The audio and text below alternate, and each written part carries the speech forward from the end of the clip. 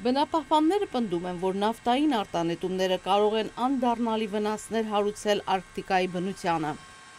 Միացյալ Նահանգների երկրաբանական հետազոտությունների գործակալության հաշվարկներով միայն Արկտիկայի ջրերում 26 միլիարդ տակառ նավթի պաշար կա։ Ռուսական Ռոսնեֆտը եւ Royal Dutch Shell ընկերությունը արդեն իսկ միլիարդավոր դոլարներ են ծախսել նավթի նոր պաշարներ հայտնաբերելու համար։ Սակայն Գլադա Լահնը Chatham House-ի հաստատությունից ասում է, թե կլիմայական փոփոխությունները կստեղծեն թե դժվարություններ եւ թե նոր հնարավորություններ։ Արկտիկայում ջերմաստիճանի տաքացումը նշանակում է, որ սառցաբեկորները կխոչընդոտեն հետազոտության գործողությունները, մյուս կողմից ուժեղ փոթորիկները եւ հալչող սառցաբեկորները հսկա ալիքներ կառաջացնեն եւ կքայքայեն Արկտիկայի ափամերձ շրջանները։ Վերջերս Shell ընկերությունը անվտանգության անբավարարությունը պատճառաբանելով մինչև եկող ձմեռ դադարեցրել է իր հետազոտությունները Արկտիկայում։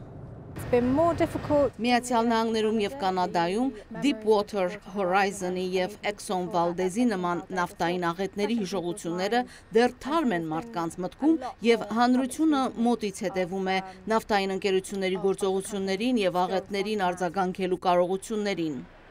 Rosneft եւ British Petroleum ընկերությունների միջև Արկտիկայում հորատումների համատեղ ձեռնարկության բանակցությունները այժմ վերսկսել են, սակայն ոչ բոլոր նավթային ընկերություններն են շտապում միանալ այս գործողություններին Արկտիկայում։ Ֆրանսիական Total ընկերությունը վերջերս հայտարարել է, թե նավթի արտահոսքը կարող է մեծ վնաս հասցնել իր ընկերության հեղինակությանը։ Անցյալ օգոստոսին Greenpeace բնապահպանական խումբը բողոքեց ռուսական մի նավի դեմ, որը հորատման գործողություններ էր իրագործում Բարենցի ծովում։ Greenpeace կազմակերպության գործադիր տնօրեն Քում Նայիդուն ասել է, թե Greenpeace-ը խաղաղ միջոցներով փորձում է Արկտիկայում հորատումներ ծրագրող նավթային ընկերություններին համոզել, որ մտածեն իրենց երեխաների ապագային սպառնացող գործողությունների հետևանքների մասին։